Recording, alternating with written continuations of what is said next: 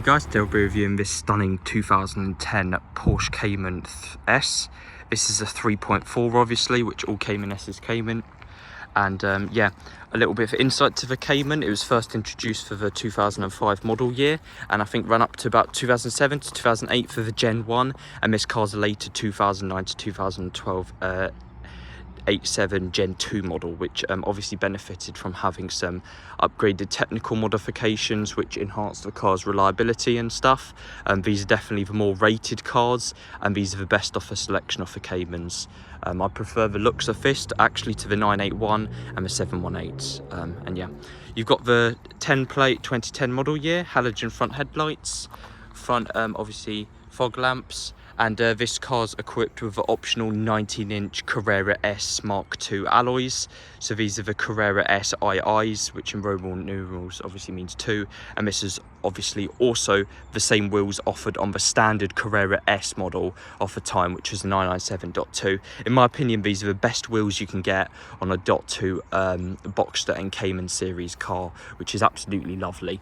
You've got 320mm front and 300mm rear cross-drilled ventilated discs with red calipers with a Porsche logo stamped on. You've also obviously got the Porsche crest embossed onto the centre caps there in colour, and these Porsche valve stem caps as well. You've got some nice Bridgestones, I think they're Bridgestone Potenzas they look like, and you've got these rear air ducts as well to feed the air in. And yeah, just obviously a very gorgeous car. These have aged really well, and these are definitely the most desirable out of the lot. Obviously the key's very minimalistic. You've just got the Porsche key, we've got a second key as well, and yeah, to open the front trunk you just click this button, the rear hatch you click this button, and to unlock and lock the car you just click the top button. Which yeah, just has a key icon. Very simple. I love putting in the key and starting it, unlike the new start stop stuff crap they're doing these days. And yeah, got electrically deployable spoiler on all Cayman models, and twin chrome exhaust tailpipes, standard only on the S models. The early Caymans never came with twin pipes. If it was a normal Cayman, that's a straight giveaway, you know it's a Cayman S. And yeah, you'd obviously just have an oval sort of rectangular looking pipe if it wasn't an S. But yeah, really nice. Obviously the rear trunk hatch is quite spacious. You've got a bit of storage here and a sort of parcel shelf divider here, and yeah, you've got this luggage net strap as well to strap down anything, and this one's got obviously the ocean blue interior, so you've got this really lovely velveted velour sort of aligned area with some storage there and some Bose speakers here, and you've obviously got your simple oil and coolant top up here, and that's what Porsche obviously recommends for oil. And yeah, under the carpeting here you've got the 3.4 litre naturally aspirated Boxer 6 or the flat 6, which has 320 brake horsepower, and yeah, very nice. It's a 55 horsepower jump over the Cayman's 2.9 with 265 horsepower. Original car had 245 and 295, so it has 25 more horsepower than the original Cayman S. So yeah, really nice. Obviously you've got to slam this quite hard to close it, and this one's got optional rear parking sensors as well. This is the only option you could have. There was no cameras or front sensors back in the day, but yeah, you've got these absolutely gorgeous looking Bridgestone Potenzas, which are very good tyres obviously, and rear-wheel drive. It's very lovely. You've got two-way electrically adjustable front seats, and this one's got the optional partial leather in ocean blue. When I say partial leather, the full leather interior is full, but you've just got some obviously plastic. You don't have a full leather interior, which is quite nice. And you've got the Porsche crest embossed onto the front headrest as an option. And yeah, moving on to the inside here, we've got the optional Alcantara 3-spoke sport steering wheel. So this is a lot nicer looking than the regular steering wheel offered on the facelifts. This is about a £500 option. This is a brilliant looking steering wheel. It's sort of a GT3 style one, and you've got these 3 metal aluminium looking spokes. If you just see like a normal steering wheel facelift, it just doesn't look anywhere as nice as this, but the Alcantara for sports feeling. But yeah, window switch is a bit funny as well. You've got this one here, which is a passenger, and this one's a driver. You'd think that this one's the driver's switch obviously, but yeah, logically the one closer to you is the one which is the driver's switch. And yeah, Le Mans style gear operation to start up the car. Key operation. So yeah, you've got on the right hand side, you'd get in the car with your left hand, you put on your seat belt or put it in gear. So yeah, quite technical and nice. This one's obviously got the lovely cruise control option and the Bose hi-fi surround sound system option as well as electric mirrors, which is nice. And yeah, this one's got a nice feature, obviously, like I said, the optional ocean blue leather. These came standard with Alcantara and leatherette, which wasn't as nice. And you've got some storage in the door pockets here, along with storage in the rear here as well, which is quite nice. And yeah, obviously this one has some lovely interior features, such as these painted, body colour painted door handle release surrounds here with metal looking aluminium surrounds for the actual lever here. And this one's also got the body colour painted cup holder and instruments panel, sort of just like overall fascia. And yeah, this one's also got the Carrera white painted instrument dials, which is quite nice. You've got your speedometer, rev gauge, and your oil temperature and fuel, which is just very minimalistic and very nice looking. And you've got this sort of speaker grill style surround for the actual casing of it. And this one's also got the body coloured central tunnel option, so this gives you just full Carrera white gloss inside here. And this one's also got the USB option, which allows you to have an iPod auxiliary or USB, which is quite nice. And this one's got the optional PCM navigation unit. So this is Porsche communication module. This effectively gave you radio, navigation, full 3D nav, and it's also got the Bluetooth option, which is nice, which you had to pay for on top of the PCM module. So it's a telephone module it's got and the PCM module. So very nice. The standard radio looks a bit crappy. It's a very small, just dark backlit screen. It's called the CDR34, the 44, not as nice. Got lovely aircon vents, locking, hazard light. You've got electronic one zone climate control of individual flow, temperature and fan. And yeah, you've got electrically deployable spoiler, heated windscreen, all the basic stuff as well. And to toggle through the settings on the dash, you just use this little thing here, obviously, which is quite nice. You've got your telephone, your oil, and yeah, recent destinations. Obviously this one's got a 6-speed manual. As I said, rear parking sensors an option. You can hear the beep going off there. And yeah, you've also got some storage inside here, sort of classic 90s style CD storer there.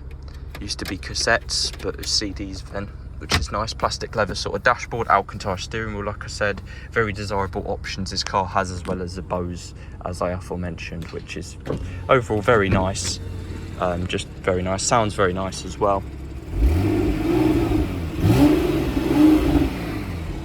But yeah, very engaging experience to say the least. You've got your boot switch, rear hatch switch there, and your front lid switch there, which is quite nice. Manually adjustable raised and lowered seats with this lovely chrome plating on it, which I've always liked. And this one's got optional floor mats. Believe it or not, you had to pay £72 for ocean blue floor mats, which is really lovely. Just absolutely love these seats. Obviously Cayman and boxes only came in 2-seat config. 911s were the ones which came with 4 seats. And yeah, the 987.2s obviously were a major improvement over ones, having the introduction of the innovative direct fuel injection, which is the DFI series engines. This actually had the injectors spray the fuel straight into the engine, sort of, I think the pistons or cylinder block, yeah. But the earlier cars had this problem called the IMS bearings and the IMS shaft, so it'd have a whole shaft running down the whole of the engine, and if the bearing became loose, you would start throwing off your timing and you get piston to valve slap. And yeah, obviously that's a fuel. It just was very unreliable, unfortunately, and the earlier cars suffered from bore scoring as well, the IMS vehicles. But this car, which is a direct fuel injection, didn't suffer from any of those problems. So overall, very reliable car. And like I said, this is by Porsche enthusiasts the most desirable of the Cayman models, the 987.2S. So yeah, you've got some storage here, your washer fluid there. You've got some storage inside here. You've got your steering rack fluid there, your triangle, and yeah, just overall very nice. You've got some storage, yeah, just even inside there. You've got a massive, very deep storage obviously bin sort of tunnel here, which is really nice. That's what I've always loved about Caymans.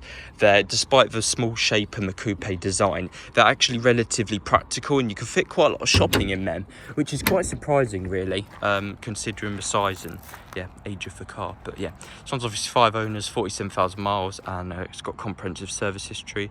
But if you guys are interested, it will be on our website. I don't expect it to stay relatively long given the price of the car and, you know, the sheer spec of it, and being a .2. Not all of them are .2s, please be careful out there. The easiest way to tell normally is by the steering wheel or by the exterior of the car. But yeah, hope you guys enjoyed the video, and I'll see you in the next one. Guys, they'll be test driving the 987.2 Cayman S. Obviously quite a nice car to say the least, quite an interesting quirky car. Been the very desirable 3.4 instead of a 2.9 of a 2.7 that earlier cars came in. Very lovely obviously, but just gives you a smile when you start up that 3.4 Boxer. The Boxer engines have a very distinctive sound to them, and they are very unparalleled in terms of performance segment. No other car really offers a flat 6. Subo's had a flat 4, which is quite nice. Yeah, obviously quite loud inside here, so hopefully that quietens it. But yeah, obviously the S models come with slightly sportier suspension, some nicer wheel standard. Typically that's what S models came with. They came with nicer wheels and bigger front brakes and more power, and slightly nicer aesthetic to the exhaust, having quad double barrel shotguns on the back instead of the singular sort of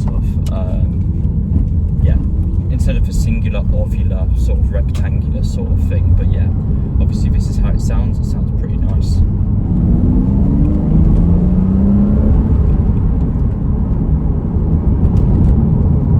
Obviously I forgot to mention this one's a 6-speed manual, not the 7-speed dual clutch PDK, but in all essence I do find driving manuals more engaging, and yeah, I do find them more fun.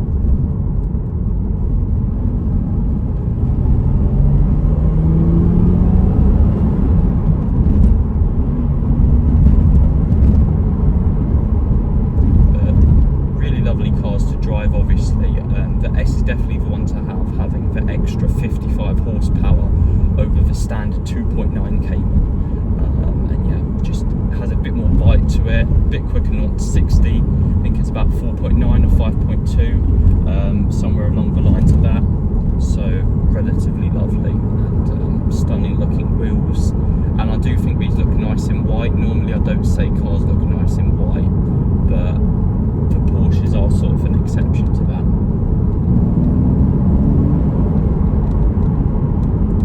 But it really is fun to drive.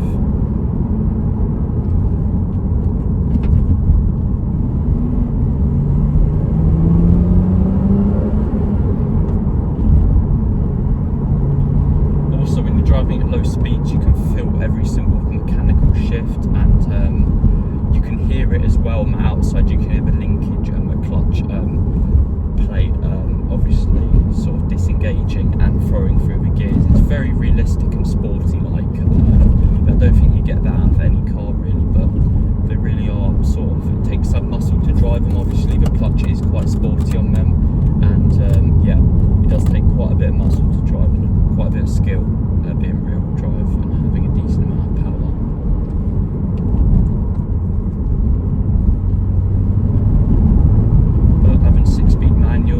Definitely alright enough for cruising, instead of having a 5-speed, which I think the earlier Boxers actually had. It was sort of an option to have a 6-speed manual, in fact. But yeah, 987.2, really lovely, very nice spec. This Alcantara steering wheel is very high quality. It's a sports one, which is the same thing you'd find in the 911s or GT3s even. Very minimalistic, no controls on it at all. It's just very minimalistic and yeah, very timeless. Yeah, obviously got PCM, got some nice amenities, Bose sound system, surround sound system, PCM, telephone module, this very nice white dark blue contrast. I actually do like that. Normally they have black interiors and Caymans. I don't really think they're offered in many colours, to be honest. But yeah, it's just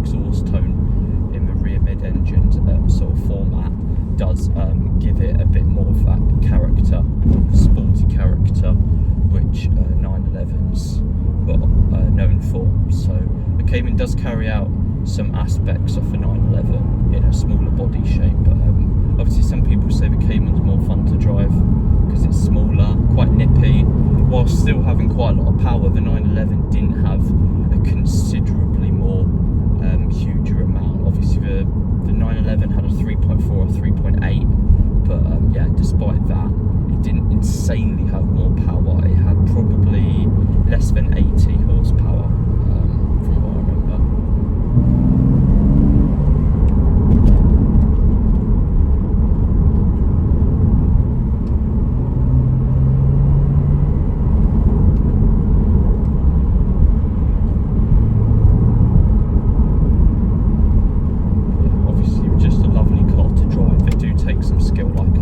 Take some nerves of steel with a clutch, obviously, but yeah, if you can sort of master that, then it's a relatively fun car to drive. But yeah, hope you guys enjoyed the video, and I'll see you in the next one.